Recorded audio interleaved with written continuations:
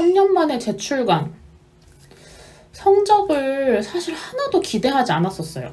하나도 기대하지 않았고 2023년 12월 28일에 출간을 했다고 말씀을 드렸었는데 선독점 플랫폼을 알라딘으로 선정했어요. 왜냐하면 알라딘이 말씀드렸다시피 이제 GL 장르에서 이제 프로모션 많이 밀어주는 감사한 플랫폼이다 보니까 알라딘과 프로모션을 진행하게 되었고, 선독점은 1개월이지만 특별하게 좀 혜택이 많은 프로모션이 1월 10일까지 들어가게 되어 있었어요. 그래서 이 프로모션이 끝나자마자 사실 정산을 해서 영상을 촬영하고 있는 상황입니다.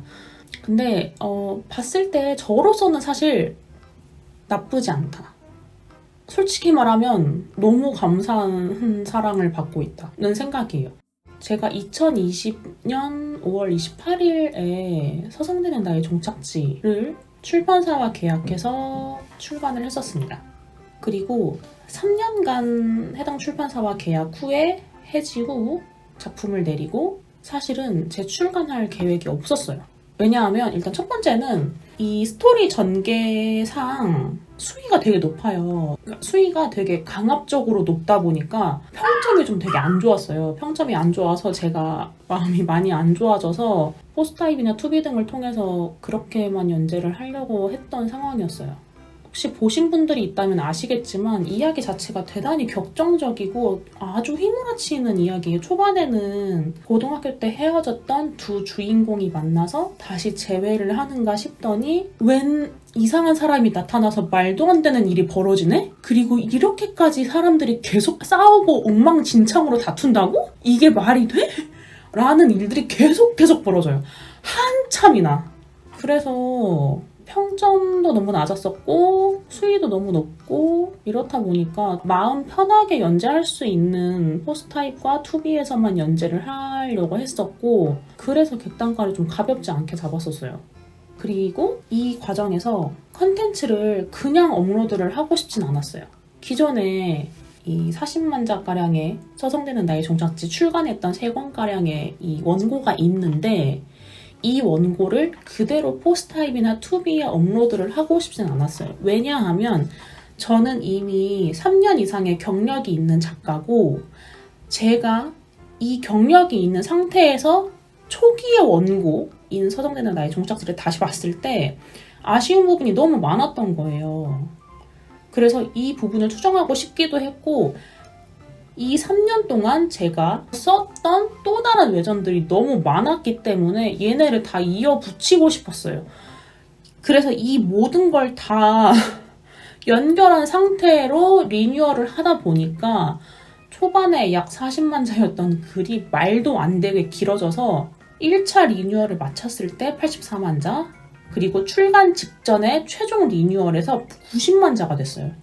그니까 진짜 엄청난 대분량의 엄청난 가격의 콘텐츠가 나온 거예요. 그래서 와 이거 진짜 어쩌지? 하면서 일단 출간 계획이 없는 상태에서 연재를 계속 하고는 있었어요. 계속 하고는 있었는데 문제는 제가 이 서성대는 나의 종착지는 일단은 메인 커플링이 있고 여기에 삼각관계의 서브 주인공이 한 명이 더 있어요. 제이라는 인물이 있는데 이 제이라는 인물은 세아와 하진 사이에서 갈등을 유발하다가 떨어져 나가게 돼요. 그리고 이 본편 내에서는 사라지게 되는 인물인데 제가 이 서성대는 나의 종착지를 리뉴얼하고 연재를 하다 보니까 갑자기 오메가버스 소재의 이야기가 생각이 난 거예요. 근데 저는 원래 예정한 차기작이 있었어요. 이런저런 작품 준비를 하고 막 있었는데 갑자기 오메가버스 소재가 딱 생각이 나고 세아와 제이의 오메가버스 소재의 이야기가 딱 생각이 나면서 그 순간 모든 차기작 계획이 다 없어졌어요. 저의 특이한 부분 중 하나는 이야기가 생각이 나면 꼭 써야 된다는 거거든요. 마음에 그 이야기가 콕 틀어박히게 되면 그 이야기를 쓰지 않으면 안 되는 상황이 돼요. 그래서 제가 전업을 하게 되는 것도 있는데 그래서 40만 자의 글이 한 달 반 정도 만에 한 번에 나왔어요. 그 정도로 되게 이야기가 후루룩 이렇게 나와버린 건데 그러면 이제 서성대는 나의 종착지는 이미 연재를 하고 있는 상황이었고 그럼 저는 이제 기로에 선 거죠. 시든꽃 잔향을 연재를 할 것이냐 출간을 할 것이냐. 서성대는 나의 종착지는 시장에 이미 출간이 됐던 글이에요. 그런데 평도 좋지 않았고 수위도 너무 높고 하다 보니까 포스타입과 투비 컨티뉴드에서 가볍게 연재하면서 독자님들께 주의 태그가 많다는 부분을 알려드리면서 연재를 하자. 조회수가 낮더라도 나는 이 글을 세상에 알리고 싶으니까 라는 마음으로 연재를 하고 있었는데 시든꽃 잔향은 전혀 다르거든요. 이건 왜냐하면 처음 시장에 나오는 글이잖아요. 처음 시장에 나오는 글이기 때문에 이건 출간을 해야 되거든요. 이건 연재로만 묵혀두기에는 너무 아까운 글인 거예요. 그러면 저의 고민은 1. 연재를 하고 출간할 것이냐 2. 출간부터 하고 다른 단행본들처럼 포스타입의 단행본 단위 또는 일정 구간 단위로 업로드를 해놓을 것이냐 일종의 와이드 릴리즈 형태로 이런 고민에 다다르게 된 거죠. 맨 처음에는 연재 후에 단행본으로 출간을 하려고 했었어요. 그런데 포스타입의 특성 중 하나는 알림이 너무 많이 가면 구독자분이 좀 감소하는 추세를 보이거든요. 근데 제가 서성대는 나의 종착지를 일정 정도의 연재 주기를 어느 정도 생각하고 있던 차였고 거기에 시든꽃 잔향을 추가한다고 했을 때 알림의 횟수와 이 연재 주기가 너무 말도 안 되게 길어지거나 많아지거나 하는 상황이 도달하게 되는 거예요.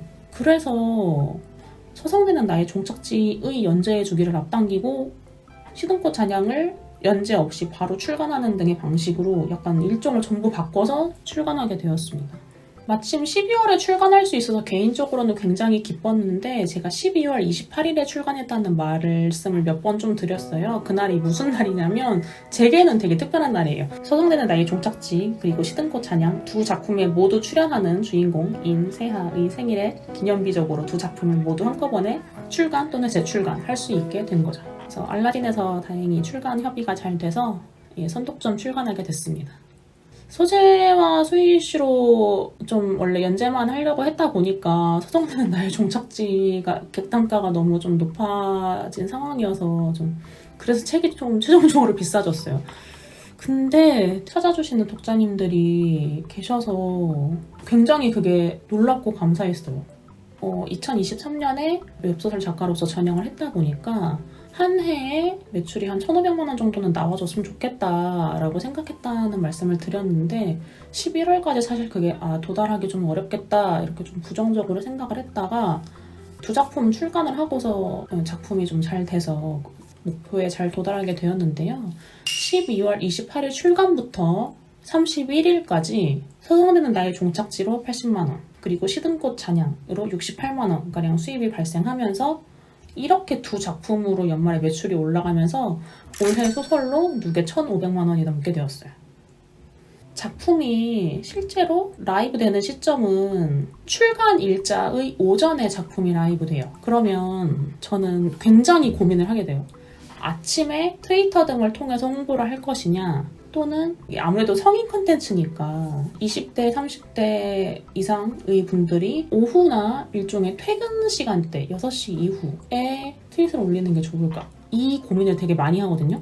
오후에 트윗을 하려고 생각을 많이 하고 오전에는 그럼 매출이 없겠지 하고서 그냥 제 일을 하고 있었어요. 시스템에서 책이 잘 라이브가 됐나? 프로모션이 잘 적용이 됐나? 이런 것들이 이제 확인하던 차에 책이 판매가 되고 있는 게 확인이 되는 거예요. 그래서 그때 굉장히 사실 감사했죠.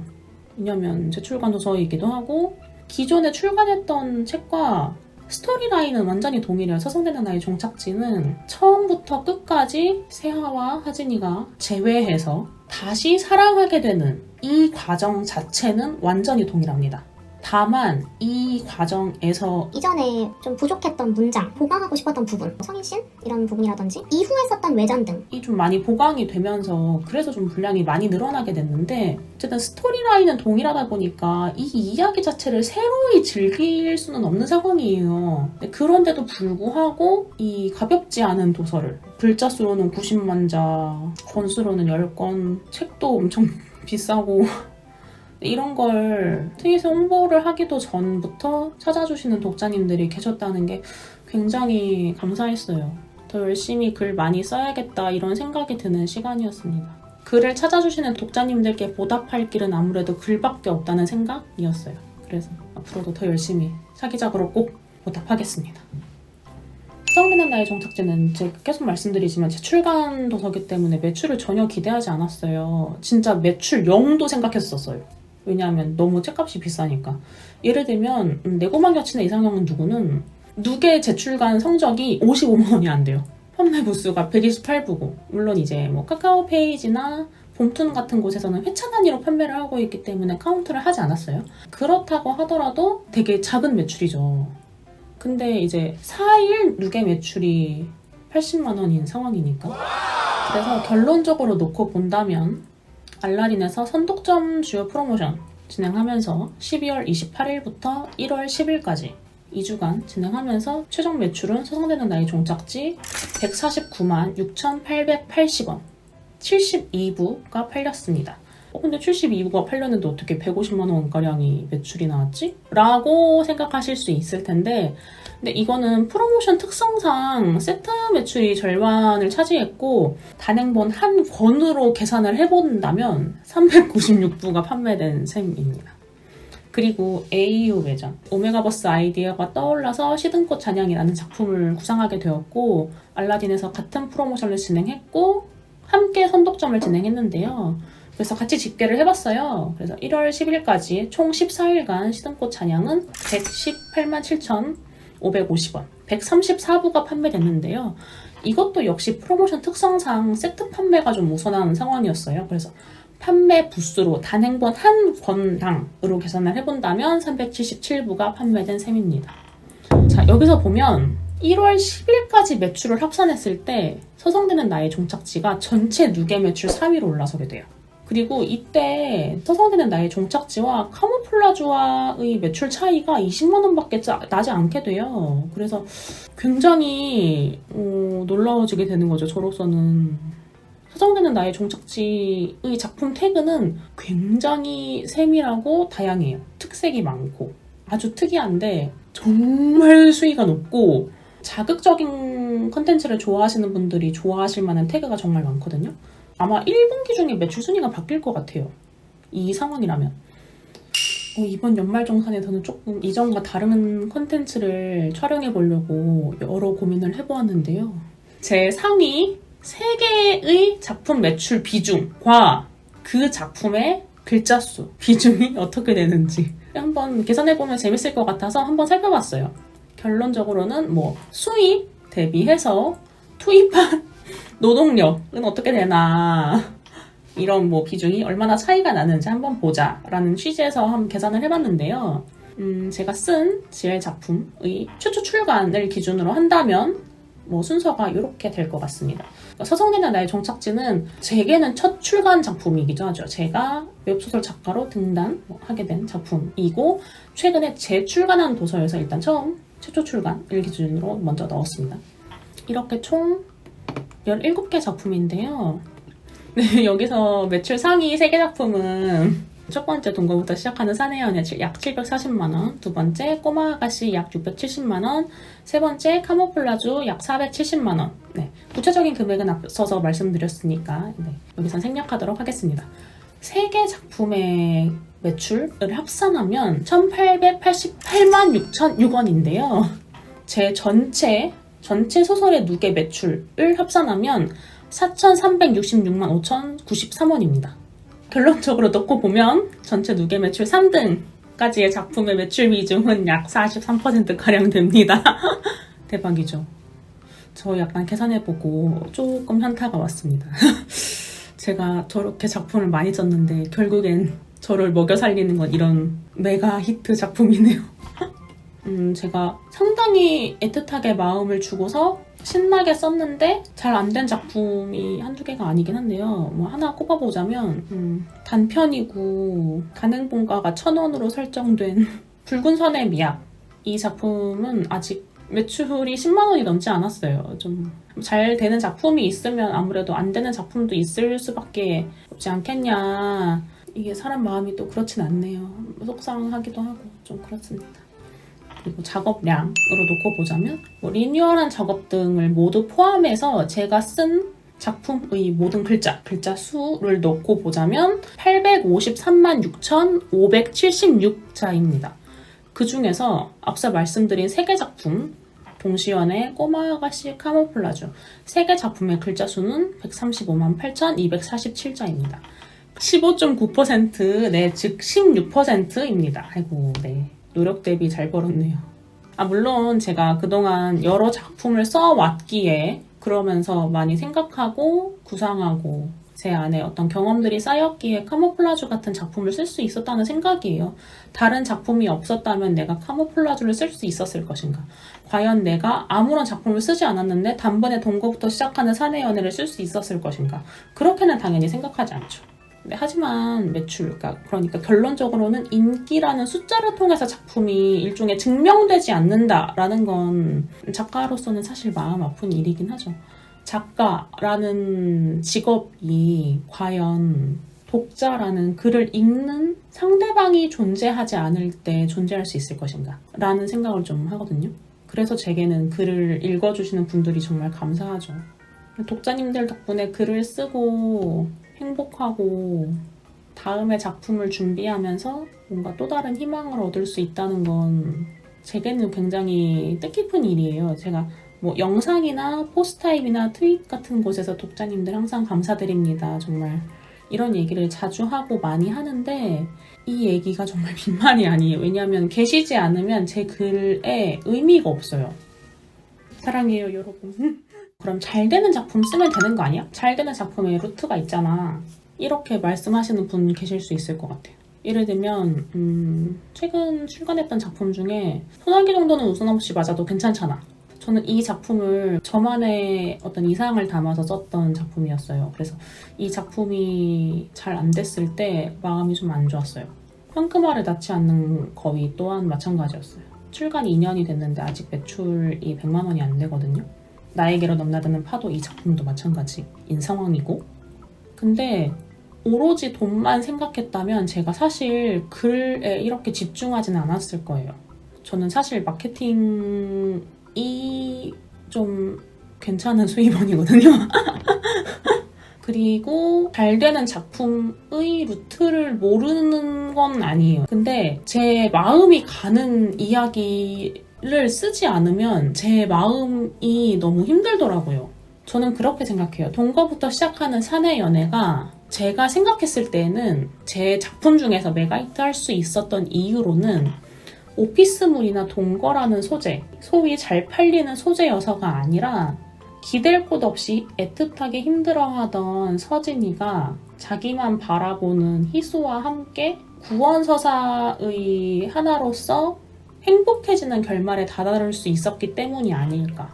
그래서 저는 키워드 하나에 매몰된 이야기가 아니라 제가 풀어내고 싶은, 풀어낼 수 있는, 그리고 제가 좋아하는 이야기를 쓰는 지금이 너무 좋아요. 출간하고 나서부터 한 2주 동안 정말 미친 듯이 책만 써서 차기작을 거의 2권가량 쓴 상황인데, 출간 예정인 차기작도 제가 생각했을 때는 태그만 놓고 보면 엉망진창이에요. 소위 잘 되는 태그라고는 한 개도 없어요. 뭐 피페, 새드엔딩, 뭐 로맨스 판타지긴 한데 굉장히 분위기가 다크하고 유혈 소재가 많고 주인공은 이어지지 않고 되게 애틋하게 서로 마음 아파하다가 서로 상처만 주고 그러면서도 서로의 마음을 확인하고 그러다가 이제 한쪽이 죽고 이렇게 아파하는 이야기로 흘러가게 될 거예요. 그래서 쓰면서 저도 지금 되게 많이 울고 있는데, 저도 이 글을 쓰면서 이 글이 독자님들께 과연 어떤 반응을 얻을까라고 생각하면서도 제게는 이 글을 쓰게 된 어떤 이유가 있어요. 사람이 어떤 환경에 놓였을 때 이 환경에 다다르게 된 요인이 과연 무엇인가를 생각해 보자는 거죠. 그런 이유로 이 글을 쓰게 되었고, 그래서 지금 애들을 제가 한계까지 몰아붙이고 있거든요. 한계까지 몰아붙이면서 그래서 이 극한의 상황에 다다르게 되는 애들이 각자의 선택을 하게 되고, 그래서 양극에서 만나서 약간 파멸에 다다르게 되는 결말을 쓸 거예요. 그러면 이제 이 이야기뿐만이 아니라 이 이야기 속에서 이 애들의 선택과 이 애들의 선택에 오기까지의 이 환경들, 이 모든 걸 그냥 독자님들께서 다 함께 보고 판단해 주셨으면 좋겠다는 생각이 있어요. 이야기는 하나의 흐름이 아니니까. 저는 이렇게 되게 좀 뭔가 재미도 있는데 많은 걸 담아서 글을 쓰고 싶다는 생각을 좀 더 많이 하게 되는 요즘이더라고요. 그런데 언젠가는 재미만 꽉꽉 눌러 담은 이야기도 꼭 써서 더 가볍게 즐기실 수 있도록 독자님들께 선물처럼 드리도록 노력하겠습니다. 갑자기 연말정산 얘기를 하다가 웹소설 시장 얘기를 하는 게 흐름이 맞나 싶기는 한데 왜 준비를 했냐면 제가 지난해 갑자기 위기의식을 딱 느껴서예요. 2023년에 제가 쓰고 싶은 글을 더 많이 쓰고 싶다는 생각으로 글에 좀 더 집중하자 하면서 작가로서 완전히 전업하게 되었다는 말씀을 드렸었는데요. 이때에는 사실 제게는 제 확신이 있기도 했었어요. 나는 전업을 하게 되면 더 많은 글을 쓸 수 있고 이전에도 이미 단행본 한 권 정도씩은 매달 거의 쓰던 상황이었으니까 그리고 글을 통해서 좀 더 안정적인 생활을 할 수 있게 될 거야 라는 어느 정도의 확신이 있던 상황이었는데 그런 생각을 가지고 2023년 상반기에 이제 작가로서 전업을 해야지 라고 생각하고 완전히 전업에 뛰어들게 되었는데 근데 그런 게 지난해 하반기에 좀 무너지는 때가 몇 번 있었어요. 일단 1번은 카카오 페이지와 네이버 시리즈의 MAU가 떨어지고 있다. 이거는 바꿔 말하면 둘의 매출이 줄어들고 있다는 말과 크게 다르지 않거든요. 사용하는 유저가 줄어들고 있다, 페이지 뷰가 줄어들고 있다는 말과 매출이 줄어들고 있다는 말이 상통하지는 않지만 그게 그렇게 크게 해석과 엇나가지도 않을 거거든요. 왜냐면 뷰가 줄었는데 파이가 작아진다는 거예요. 그런 식으로 시장이 작아진다 라는 게 약간 굉장히 그런 기사가 나왔을 때 약간 위기감이 느껴졌고 두 번째는 알라딘 해킹 사태가 제게는 굉장히 충격적이었어요. 왜냐하면 컨텐츠의 안정성이라는 걸 제가 도대체 어디에 보증하고 맡겨야 되는가 이게 되게 불안정하게 느껴졌고 왜냐하면 저는 일단 작가잖아요. 제 콘텐츠가 너무너무 소중한데 제 글이 제 자식들이 어디 빼앗겨갖고 남한테 막 돌림 당하고 있는 거예요. 그게 되게 너무 괴로운 거죠. 저는 사실 조아라 연재하던 시절에 이미 서성대는 나의 종착지를 탈취당한 적이 있어요. 그래서 그게 좀 되게 충격에 있거든요. 그때 사실 며칠이나 글을 못 썼어요. 제가 그때 작업량이 엄청 많았던 시기였는데 그게 너무 충격이었어서 그래서 알라딘 해킹 때도 사실 충격이 좀 심해서 좀 작업을 한동안 못했었는데 뭐 보상안이 나온다고는 하지만 이게 약간 보상을 받고 말고와는 별개로 이런 사태가 재발하느냐 재발하지 않느냐 플러스 다른 플랫폼들은 과연 정말 안정적인가에 대한 불신이 이제 완전히 자리하게 된 계기였습니다. 그리고 또 하나는 제가 1인 출판사로 활동을 한 이후로 대체로 월 매출이 100만 원 플러스 마이너스 한 20% 정도 내외였어요. 한 8에서 120만 원 사이 나왔거든요. 출간을 하지 않더라도. 출간을 하면 이것보다 올라가고. 그러면 이제 좀 불안하진 않잖아요. 사람 마음이. 근데 지난해 11월에 처음으로 50만 원 미만으로 떨어졌어요. 그게 갑자기 이 앞선 이 모든 일들과 함께 웹소설 시장이 흔들리고 있고 상황이 되게 불안정하구나 라는 게 확 와닿은 거예요. 그래서 시장 현황에 대해서 위기감이 확 들더라고요. 어떤 일부 작가님들이 많이 힘들어하실 때 자기한테 스스로 하는 말 중에 하나가 뭐냐면 나는 치킨값도 못 버는 작가야 막 이런 식으로 말씀하시거든요. 근데 그게 되게 좀 보기 너무 속상했는데 어쨌든 저는 그러니까 제가 제 콘텐츠를 많이 보유하고 있고 제가 출판사에서 작가로 배분받는 게 아니라 제가 플랫폼에서 출판사로 배분을 받고 그걸 전부 다 제가 가져가니까 그래서 좀 배분받는 비중이 크잖아요, 저는. 그래서 좀 안정적으로 매출이 유지되는 상황이었는데도 이렇게 확 한번 딱 떨어지니까 웹소설 시장에 당신의 희망이 있습니다 막 이러면서 여기서 활동하시라고 막 바람을 넣어드리기에는 좀 어려울 것 같아요. 솔직히 진심이에요. 근데 저는 진짜 무슨 글이 생각나면 이제는 써야 되는 사람이 됐어요. 제가 사실 어렸을 때도 어떤 아이디어가 생각이 나면 그 아이디어를 쓰고 싶어서 굉장히 오랫동안 노트해놓고 그걸 되게 간직해오고 있다가 제가 이제 나 홍냉냉이라는 필명으로 글을 처음 올려야지 해서 올렸던 게 바로 TTBW였거든요. 그렇게 오래 간직했던 글을 결국에는 써서 올려야 됐을 만큼 저는 제게 있는 글을 이제는 써서 제 바깥으로 내보내지 않으면 안 되는 사람이 돼버린 거예요. 지난 4년간의 일종의 학습으로. 누적해서 850만 자가 넘는 글을 썼고 이 작품들을 쓰는 동안 저는 진짜 많이 울었어요. 진짜 많이 울고 얘가 그럼 무슨 마음으로 이런 말을 할까? 아니면 무슨 마음으로 이런 행동을 할까? 이런 생각을 하다 보니까 눈물이 막 저절로 나는 거예요. 근데 많이 웃었어요. 많이 웃기도 했고 많이 행복하기도 했어요. 이런 식으로 제가 글을 쓰는 일이 이제는 진짜 너무 행복해요. 그리고 제가 쓰는 글을 통해서 제 속에서 피어난 이 아이들의 고난과 괴로움이 행복과 기쁨으로 바뀌어가는 이 과정, 상처가 치유로 나아가는 이 과정을 보는 게 제게는 되게 이제는 굉장히 기쁜 일이 되었어요. 그래서 글을 쓰는 일이 행복하고 그래서 저는 제 글을 사랑해요. 글을 쓰는 일을 사랑할 수밖에 없게 되었어요. 돈이라는 하나만 생각해서는 이 일을 하기에는 힘들 수도 있어요. 근데 이 글을 쓰고 싶은 나를 위해서 하고 싶은 사람이 있다면 그렇다면 한번 해보라고 말씀드리고 싶어요. 그럼 여러분들도 약간 지난해보다는 조금 더 나은 올해를 만드실 수도 있을지도 몰라요. 저처럼 언제나 여러분을 응원합니다. 오늘 영상은 여기까지 마무리하도록 하겠습니다. 감사합니다.